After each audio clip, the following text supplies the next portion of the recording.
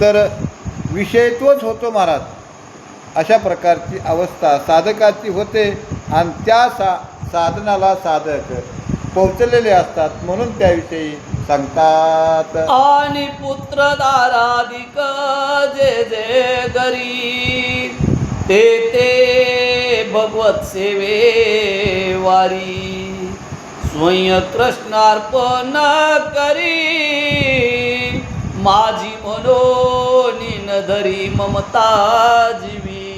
बरं का, जे जे घरामध्ये आहेत ते ते ईश्वरमय अवस्था त्यांची झालेली आहे. मुलगा मुलामध्ये ईश्वर, पत्नीमध्ये ईश्वर, जे जे घरामध्ये आहे का त्याच्यामध्ये ईश्वर महाराज. आणि त्याच्यावरची जी काय मुलाची ममता, पत्नीची ममता किंवा नौकर चाकराची जी काही ममता आहे का प्रेम, ते प्रेम नाही महाराज, यांच्यामध्ये ईश्वरच आहे. अशा प्रकारे ज्याचा भाव झालेला असतो त्याची भावना निर्माण झालेली असते आणि त्याविषयी साधकाचं सांगतात. स्वयं कृष्णार दारा पुत्र देह गेह प्राण यासी आत्मा पूर्ण सबाह्य ते ते संकल्प विकल्प जाण ब्रह्मार्पण सहजची. हो, पुत्र, स्त्री, धन, स्वतःचा देह, समोर दिसणारी व्यक्ती, सगळ्यामध्येच ईश्वर आहे म्हणा. देह गे दारा पुत्र धन याच्यामध्ये ईश्वराची जाण. सगळ्यामध्ये सगळ्या भोवताली माझ्यामध्ये जे आहे आणि तोच सगळ्यामध्ये आहे अशी ज्याची वृत्ती झालेली आहे अशा प्रकारे सांगतात. यवम दारा गेह देह संपदा आत्मार्पणे शुद्ध श्रद्धा भजले सर्व काळी सर्वदा ते भक्त गोविंदा पडियंते. भगवंताचे प्रिय आवडते कुणाला म्हणायचं? सगळ्यामध्ये ईश्वर पाहण्याची दृष्टी आहे. प्रकार देहामध्ये, धनामध्ये, स्त्रीमध्ये, पुत्रामध्ये, नौकरामध्ये, चाकरामध्ये, आप्तामध्ये, अनेकामध्ये महाराज ईश्वर पाहण्याची ज्याची दृष्टी आहे प्रकार, ज्यानं ईश्वर सगळ्यामध्येच पाहिलेला आहे याला खरा साधक म्हणतात किंवा संत म्हणतात. आणि त्या दशाला जे पोचलेले आहेत का आणि त्याच्याविषयी सांगतात. जो सर्वभूती हृदयस्तु परमात्मा श्रीकृष्ण नातू त्याच्या ठाई जो भक्तू साधा वया निज स्वार्थू सर्वस्वे भजे. जो सर्वामध्ये आहे आणि तोच आपल्या हृदयामध्ये आहे. सर्वभूती हृदय असतो म्हणजे सगळ्या भूतामध्ये जो आत्मा आहे का आणि तोच आपल्यामध्ये आहे. आणि तो काय आहे? गोविंदू म्हणजे भगवंत महाराज. आणि त्याला साधण्यासाठी, त्याला प्राप्त करण्यासाठी योग, याग, विधी, नेम, धर्म, अनुष्ठान जे करायचेत का, आचार, विचार आणि उच्चार, आणि त्याच्यासाठीच जे काही सगळं करायचं आहे का, आणि ती ध्यानधारणा तो साधक करतो आणि त्याच्यामधून त्याला प्राप्त करून घेतात अशा प्रकारे सांगतात. जो सर्वभूती हृदयस्तु परमात्मा श्रीकृष्ण नातू त्याच्या ठाई जो भक्तू साधा वया निज स्वार्थू सर्वस्व भजे. त्या हृदयस्थाच्या ठाई दृढ दृष्टी जव बैसली नाही तव सगुण मूर्ती हृदयी बजावी पायी सर्वत्व भावे. हो, प्रत्येकाच्या हृदयामध्ये भगवंत आहे, सगळ्यामध्ये देव आहे. आणि त्याच्यावर जोपर्यंत दृष्टी बसली नाही तोपर्यंत सगुणाची भक्ती करावं लागते ना. आता जे जे दिसतंय का त्याच्यामध्ये देव आहे. आपण जर बघायला गेलो, स्त्रीकडं बघितलं तर भेद निर्माण होतो का नाही? पुरुष परमार्थ करीत असताना श्रीकडे जर बघितलं त्याच्यामध्ये देव आहे, पण संकल्प विकल्प होऊन भेद निर्माण होतो. काय जोपर्यंत सगळ्यामध्ये सर्वभूती भगवंत आहे, जोपर्यंत आपल्याला जी दृष्टी निर्माण होत नाही तोपर्यंत सगुणाची भक्ती करावी लागते. आता वाघाकडे जर बघितलं त्याच्यामध्ये ईश्वर आहे, पण तिथपर्यंत पोचतात, दृष्टी पोचती वाघावर, पण आपण तिथपर्यंत पोचत नाही. तिथं विकल्प येतो ना, म्हणून सगुणाची भक्ती करायची. आता नाग आहे, नागामध्ये तोच आहे महाराज, पण आपण तिथवर पोचतो पण त्याला मारल्याची बराच नाही. सर्वाभूती दृष्टी पोचती का? नाही पोचत. जोपर्यंत सर्वाभूती आपली दृष्टी पोचत नाही, म्हणून सगुणाची भक्ती करायची महाराज. कशासाठी करायची? तिथपर्यंत प्रत्येकाबरोबर पर्यंत आपली दृष्टी गेली पाहिजे आणि त्याच्यातच ईश्वर आहे. होत आहे का आपलं? नाहीच होत महाराज, नाही होत. त्या पात्रतेला पोचतच नाहीत आपण. पण जे पोचले का आणि त्याच्याविषयी नाथ महाराज सांगतायत अशा प्रकारे, सगुण मूर्ती नातुडे ध्यानी, तरी बजावे प्रतिमेच्या स्थानी. तेथेही चलाचल दोन्ही, बजाव्या गुरुवचनी समसाम्य भावे. बजावे गुरुवचनी समसाम्य भावे. सगुण मूर्तीवर बरं का ध्यान नाही बसलं बरं का, सगुणाची भक्ती आपण करतो. त्याच्यावर जर नाही ध्यान बसलं, जी काय मूर्ती आहेत का आपल्या देवाऱ्यावर, त्याची बघा भक्ती करावी, त्याची पूजा करावी, पण त्याच्यात बी चलबिचल अवस्था होते महाराज. आता हे पितळाचा आहे, हा तांब्याचा आहे, मग ह्याच्यात भगवंत असेलच का? मग ह्याची भक्ती केल्यानंतर आपल्याला प्रसन्न होईलच काय? आपलं साध्यकडीला जाईल का? सगुणाची भक्ती करूनही तिथपर्यंत पोचत नाही. मग आता मूर्तीची भक्ती करायची, तिथं बी चलबिचल होते माणसाची, होते का नाही? आणि जे काही खरे साधक आहेत का त्यांची नाही होत महाराज, चलबिचल नाही होत त्यांची. सगुणाच्या भक्तीमध्ये बी सक्सेस होतात, मूर्तीच्या भक्तीमध्ये बी सक्सेस होतात आणि ते त्यांच्या त्या ध्येयाला प्राप्त होतात. अशा प्रकारे त्या साधकाची स्थिती भक्ती सांगता येते. ज्या उपासक पूजिती, त्या जाणाव्या चला मूर्ती. ज्या पांडुरंगादी द्वारावती, त्या स्थावरा मूर्ती पुराणोक्त. त्या स्थावरा मूर्ती पुराणोक्त. द्वारावती म्हणजे द्वारका बरं का. पांडुरंगा म्हणजे पंढरपूर. काय पंढरपूरला गेल्यानंतर त्या मूर्तीचं पूजन केल्यानंतर ती स्थावर मूर्ती सांगितली. किंवा द्वारावती म्हणजे द्वारकेला गेल्यानंतर बरं का, द्वारकेची मूर्ती पूजन केले ना, देहुडा चरणी महाराज त्या ठिकाणी आहे का नाही. हातामध्ये बासरी आहे, एक पाय समय आणि एक पाय विषमय महाराज, आडवा करून टाचवरी केली, पंजा टेकलेला आहे. तिथं गेल्यानंतर त्या मूर्तीची पूजा केल्यानंतर ती मूर्ती कोणती सांगितली? चला चला चलणारी आणि दुसरी स्थावर. हां, स्थावर म्हणजे एक जागेवर असणारी स्थावर आणि चला म्हणजे चलणारी. करणार येतो थोडं काय ज्या आपल्याला हो, त्या मूर्तीहुनी श्रेष्ठ स्थान, पूर्ण पूज्यत्वे ब्राह्मण. तेथे करावे गा भजन, सर्वस्वे जान सर्वदा. सर्वस्वे दान सर्वदा.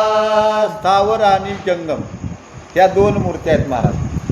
स्थावर आणि जंगम. ठाईच असते ती तिला स्थावर म्हणतात आणि चलते तिला जंगम म्हणतात. मग सर्वात श्रेष्ठ ब्राह्मण, बऱ्या मनाचा तो ब्राह्मण, ब्रह्म जाणे तो ब्राह्मण. मग ब्राह्मणामध्ये आता ब्रह्म जाणतो तो ब्राह्मण आहे, त्याच्यामध्ये ईश्वरच असतो ना, चालता बोलता ईश्वर आहे का नाही. ब्रह्म जाणे तो ब्राह्मण, त्याला चालता बोलता ईश्वर म्हणतात. आता मूर्तीच्या ठिकाणी किंवा सगुणाच्या ठिकाणी जर आपलं मन बसत नसेल, जे काही ब्राह्मण आहेत का, आणि त्या ब्राह्मणाची पूजा किंवा भक्ती करावी का, ते ईश्वर स्वरूप असतात का नाही, त्यांच्यामुळे ईश्वर प्राप्ती होते. जे काही खरे संत आहेत, जे काही खरे साधक आहेत का, ते ईश्वराची ओळख करून देतात. मग त्यांच्यात ईश्वर असतो म्हणूनच त्यांची भक्ती करावी किंवा पूजा करावी अशा प्रकारे सांगतात. त्याई माझी जे भागवत भागवत धर्मी नित्य निरत, जे निष्कर्मेसी भगवत भक्त, ज्यांचा भावार्थ श्रीकृष्णे. हो, जे काही ब्राह्मण आहेत का, ब्रह्म जाणतात त्याला ब्राह्मण म्हणतात. सगळ्यामध्ये ब्रह्म आहे अशी ज्यांची ओळख असते म्हणून त्याला ब्राह्मण म्हणतात. सगळ्यामध्ये त्यांचा भाव असा असतो की ब्रह्मच जाणण्याचा, म्हणून त्यांना ब्राह्मण म्हणतात. त्यांची पूजा करावी. बरं, त्यांच्यातही जर मन बसत नसेल, संकल्प विकल्प जर येत असेल, आणि जो काही खरा भगवत भक्त आहे, रात्रंदिवस भगवंताचं भजन करतो, त्याला भगवत भक्त म्हणतात. बरं का, भगवंताशिवाय त्याच्या मुखामध्ये दुसरं काही येतच नाही, किंवा भगवंताशिवाय त्याचे डोळे काही बघतच नाहीत, किंवा भगवंताच्या नामाशिवाय त्याचे कान काही ऐकतच नाहीत, किंवा भगवंताच्या दर्शनासाठी जाण्याशिवाय त्याचे पावलं दुसरीकडे जात नाहीत, किंवा टाळी भगवंताच्या नामस्मरणामध्ये ज्याची रात्रंदिवस वाजते, याला भगवत भक्त म्हणतात. मग अशाची पूजा करावी किंवा अशाची साधना करावी, आणि त्याच्यात ईश्वर प्राप्ती निश्चित झाल्याशिवाय राहत नाही. म्हणून करता संताची संगती मनोमार्ग गती, अकळावा श्रीपती येणे बनते. त्यांच्याद्वारा बरं का ईश्वर प्राप्ती निश्चित होते. म्हणून भगवत भक्ताची पूजा करावी, आणि त्याची पूजा केल्यानंतर हे श्रेष्ठ आहे अशा प्रकारे सांगतात. ज्याची आत्मा श्रीकृष्ण हृदयस्थ, ज्याचा ज्ञान्य स्वामी श्रीकृष्ण नाथ, ऐसे जे भगवता भक्ता, ते पूज्य निश्चित निज भक्ता. ते सगळ्याला पूज्यत महाराज, ज्यांच्या हृदयातच भगवंत आहे महाराज, त्यांचा आत्माच हा भगवंत आहे, आणि त्यांचं कार्य सर्वगत भगवंत आहे महाराज. कोणतंही कार्य करीत असताना त्या कार्यामध्ये भगवंतच आहे, ज्याची अशी अवस्था झालेली आहे.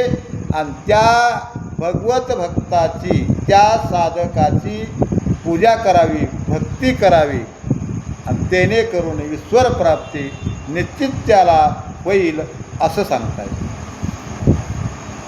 अति महत्वाचे पूज्य गण, ज्याचे सूर नर वेद बंदी जन, तो सद्गुरु श्रेष्ठ पूज्य स्थान, शिष्यासी जान सर्वस्वे.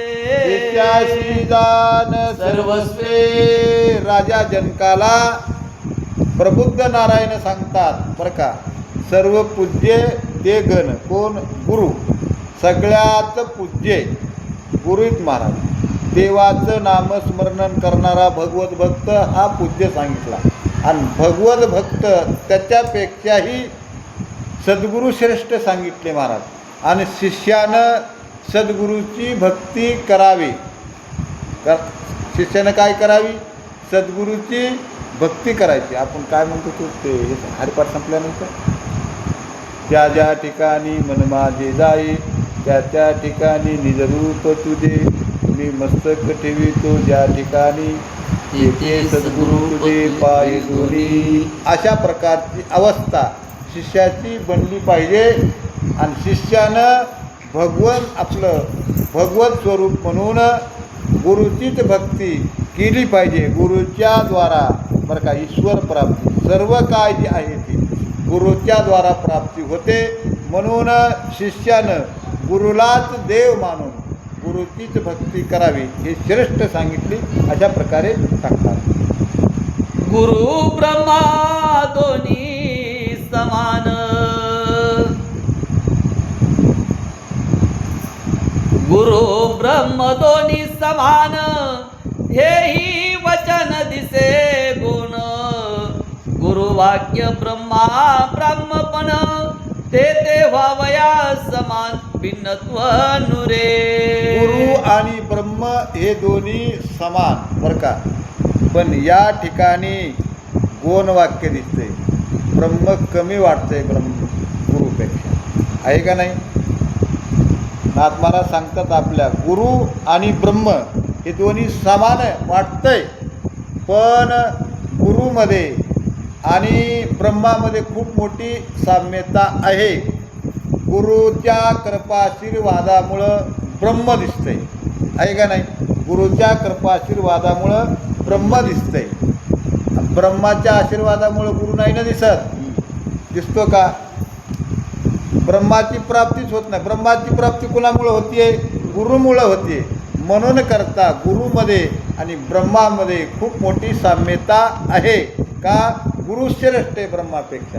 गुरुचा जर कृपा आशीर्वाद असेल तर ब्रह्म दिसते, आणि गुरुचा जर नसेल तर ब्रह्म दिसत नाही. म्हणून करता ब्रह्मसुद्धा ब्रह्मापेक्षा गुरु श्रेष्ठ दिसतात, ब्रह्म कमी वाटतं. गुण म्हणजे कमी वाटते, अशी पात्रता गुरुमध्ये आहे. म्हणून गुरुची शिष्यानं सेवा करावी आणि त्याच्यामुळं ब्रह्माची प्रप्तता होते म्हणून सांगतात. जैसा देवाच्या ठाई भाव तैसाची गुरु चरणी सद्भाव. गुरुदेवा माझी पाव भिन्नत्वा भाव असेना. भिन्नत्व अभावो असेना. नाथ महाराज सांगू लागले, जसा देवाची भक्ती करण्यासाठी आपल्यामध्ये भाव निर्माण होतो, आणि त्याच पद्धतीनं गुरुची भक्ती करण्यासाठी भाव प्रेम निर्माण झालं पाहिजे बरं का. कुणाच्या द्वारा देव कळतो? गुरुच्या द्वाराच कळतो. गुरुची कृपा जर नसेल तर देव कळतच नाही. देव कळतच नाही मला. त्यांची जर कृपा असेल बरं का, गुरुनं जर कृपा आशीर्वाद डोक्यावर ठेवला, ब्रह्म काय आहे किंवा देव काय आहे हे कळतं. म्हणून करता देवाची भक्ती करण्यापेक्षा गुरुची भक्ती श्रेष्ठ आहे, अशा प्रकारे सांगतात. देव पूजिल्या गुरु तोषे गुरु पूजिल्या देवो संतोषे. वा. दोन नावाच्यानी हरुषे स्वरूप एके वर्तती. स्वरूप एके वर्तते बरं का. गुरुची पूजा केल्यानंतर देवाची पूजा होते, आणि देवाची पूजा केल्यानंतर गुरुची पूजा होते. म्हणून करता दोन्ही पूजा श्रेष्ठ सांगितल्या, आहे का नाही? दोन्ही पूजा श्रेष्ठ सांगितल्या. आता दोन्ही नाव भिन्न आहेत महाराज. देव आणि गुरु हे दोन्ही भिन्न आहेत. दोन्ही वेगवेगळे दिसतात. नाव जरी वेगवेगळे असले पण त्याच्यामध्ये चैतन्य एकच आहे. बरोबर आहे? त्या दोन्हीमध्ये चैतन्य एकच आहे. दोनामध्ये बी ब्रह्मच आहे महाराज, आहे ना? नावं वेगळे पण त्याच्यातला जो आत्मा आहे का एकच आहे. गुरुची बी पूजा केल्यानंतर तेच प्राप्ती, देवाची पूजा केल्यानंतर तीच प्राप्ती, अशा प्रकारे सांगतात. सुवर्ण आणि काकण या दोन नावी एकची स्वर्ण. देवी गुरु ब्रह्मा माझी जाण भिन्नपण असे ना. हो, गुरुमध्ये आणि ब्रह्मामध्ये भिन्नता नाही. कशी नाही आहे? हो, सोन्याची एक कांब आहे आणि सोन्याचं एक कंकण आहे महाराज. होय, सोन्याचं काकद तुमच्या हातात आहे महिला मंडळ, आणि एक सोन्याची कांब. आता हे पेन सोन्याचं आहे बरं का. ते काकण तर सोन्याचं आहे आणि हे पेनही सोन्याचा तिथंच पडला आहे. मग काकण तर तुमच्या हातातच राहणार आहे ना. मग हे सोन्याचा पेन बरं का, हा साधा पेन आहे म्हणून टाकून देणार आहेत का? ते सोनं म्हणून तुम्ही निश्चित घेणारच आहे का नाही? ते काकण बी घेणारच आहेत. नाव वेगळे पण दोन्हीमध्ये बी सोनं एकच आहे का नाही? काकणामध्ये बी सोनंच आहे, आणि दुसरं नुसतं सोनं जरी असलं तर ते सोनंच आहे. नाव वेगवेगळे आहेत महाराज, पण दोन्हीमध्ये एकच सोनं आहे. तशा पद्धतीने गुरु आणि ब्रह्म नाव जरी वेगवेगळं असलं तर तर त्याच्यामध्ये ब्रह्म एकच आहे अशा प्रकारे सांगतात. त्या सद्गुरूचे निज भवन वित्तविले विद्ये अवंचन गुरुचरणी आत्मार्पण करावे आपण सर्वस्व भावेसी. गुरुच्या गुरु घरी विद्या शिकत असताना वित्तता अर्पण करायचे. चित्त गुरुच्या गुरु विद्या सांगते त्याच्यामध्ये चित्त लावायचे. वित्त तर गुरुला अर्पण करायचे. वित्त चित्त आणि गुरुची भक्ती गुरुची पूजा करायची आहे. आणि त्याच्यामध्ये गुरुची भक्ती केली की ईश्वर प्राप्ती निश्चित होते अशा प्रकारे सांगतात. या तैसे साधू श्रोते सज्ञान तेही मानावे सद्गुरु समान. त्यांच्यानी संवादे आपण श्रवण कथन करावे. आता जे काही साधू श्रोते सज्जन जी आहेत का ते मानावे गुरु समान आहे का नाही. साधू संत सज्जन आणि श्रोते ते गुरु समान आहेत महाराज. आता वाचक सुचक आणि श्रोता. आता वाचक सुचक आहेत ती कुणामुळे आहेत. श्रोत्यामुळे आहे का नाही. वाचक वाचणारा वाचितो सांगणारा सांगतो. आणि समोर जर तुम्ही नसताल ना महाराज सुचक वाचकाला ते भूषणच नाही. आभूषण आहे महाराज.